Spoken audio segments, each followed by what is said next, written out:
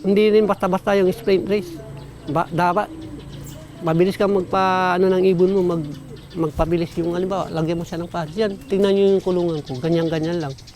Pero kadalasan, 2 pares lang ang laman yan. Minsan, pagsasarilihin ko lang yung, yung ilalaban ko dyan. Tapos lalagyan ko lang siya ng kaaway niya dyan. Tapos yung box niya. Yun ang, sa akin yun yung ginagawa ko talaga na kung paano ko siya patulinin, yung ibon. Nagtataka nga sila sa akin bakit mo napapatulin yung mga long distance bird? Simple lang naman Hindi ko ipagpapadamo, punta lang kayo dito, ituturo ko sa inyo kako. Kadalasan na ginagamit yung box yung may harang, tapos may takip na ganyan. Ngayon, iluludin ko siya ngayon.